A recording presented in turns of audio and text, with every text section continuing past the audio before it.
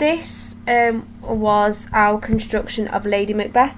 Last lesson we did one of Macbeth himself, and then we focused on Lady Macbeth, again with the key plot points, using more fun styles, the ideas of facilitators. I'll basically talk through it the same as before.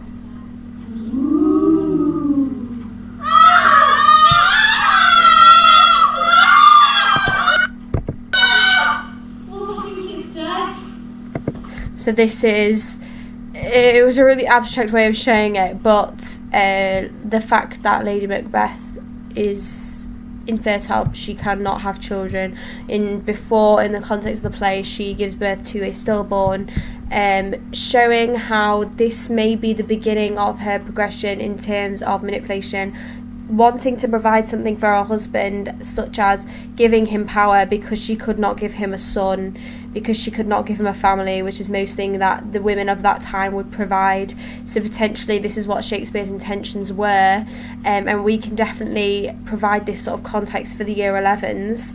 So when they're writing about Lady Macbeth's motivations and her context, they can write about the fact that she feels she owes Macbeth something because she cannot provide him any children. And this is her slow demonstration into dissent, because she is trying to figure out what else she needs to do. Macbeth has already become Thane, and so it's about her becoming the step to become king, which she feels will fulfill the purpose of helping him. And then using the idea of this quote that Catherine says to sort of describe the next actions that follow. I don't want to kill Duncan, but you can't see how tender it is to love the babe that milks me.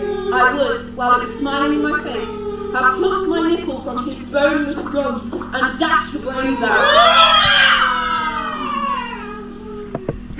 So that is obviously a physical demonstration of what she's saying. So that breaks apart the quote, so it's easy to memorise, to understand for an audience for the year 11s, as well as with Catherine saying it and also physically demonstrating it.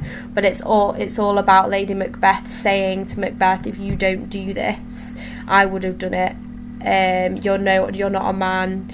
I would have done anything for you. I would pluck the baby from my breast, bash its brains out if you told me to. And it's all about this idea of metaphors for what she would do for Macbeth in terms of manipulation. So she's basically telling him to man up and to kill Duncan to become king, and this is her slow descent into madness in terms of her realising that she's manipulating him and Macbeth giving in to the manipulation.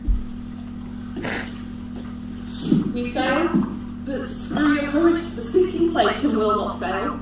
When Duncan is asleep, where to the rather shall his hard day's journey sounding. I feel like this, in contrast to the one we did with Macbeth, provides a lot more understanding and linking to the actual Shakespearean language, understanding of what's happening during the scenes. It's clearer, and the physical demonstration provides a lot of entertainment value to help memorise, because if you're entertained, you're finding it enjoyable to watch, you're more likely to remember it. His two chamberlains will I, with wine and wassail, so convinced that memory, the water of the brain, shall be the fume and the seat of reason, a line back only.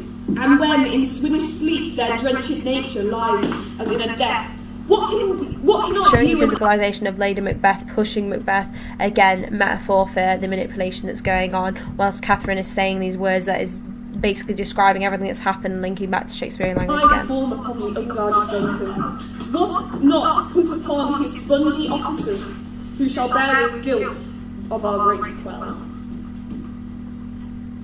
And that's her planting the daggers onto the chamberlains who are drunk.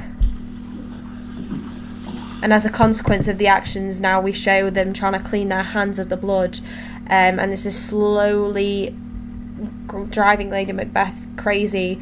I think because she felt like she wanted to fulfill the purpose of providing something for Macbeth, but then she realises this is not what she intended, and almost feels the guilt that Macbeth should be feeling as well.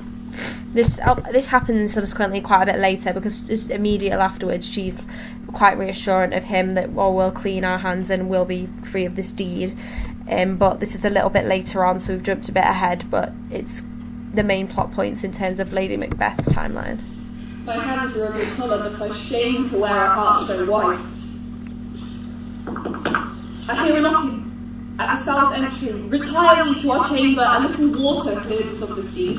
How easy is it then, your constancy hath left you unattended? Due to unfortunate events, you are now crowned king and queen. And this sort of the clear crowning, the clear demonstration. Now crown you king and queen. Of Scotland! Wow! Again, the link to Scotland and the comedic aspect as well.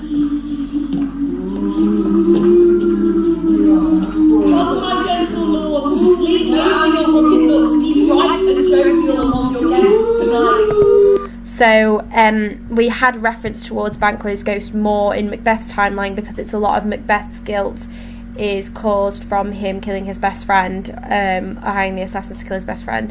It still has relevance in terms of Lady Macbeth's because it shows her relationship between herself and Macbeth, and the fact that she still comforts him but wants him to sort of put it all behind them, but in herself she cannot, and that's what follows after this night. And there's slow crumble of their relationship as well, because Lady Macbeth and Macbeth become a lot more separate because of the consequences of the harsh actions that have followed.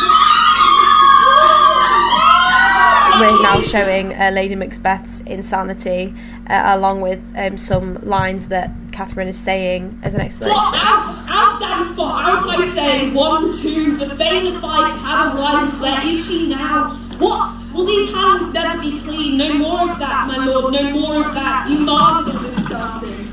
Here's the smell of blood still, the paint, all the perfumes of Arabia will not sweeten this little hand. To bed, there's a knocking at the gate.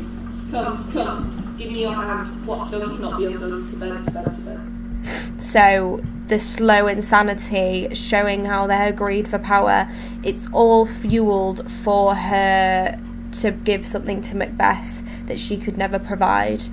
And I think that those key points show off a main message that encompasses it all, so that's something else that we should take into account. I think it's a good progression of where we started in terms of breaking apart Macbeth. This is a great development into Lady Macbeth, and hopefully we'll keep developing into the themes we should show and how we should demonstrate, because that's the main thing when it comes to TIE, is the demonstration of how it can be most effectively viewed to an audience of our target audience of year 11.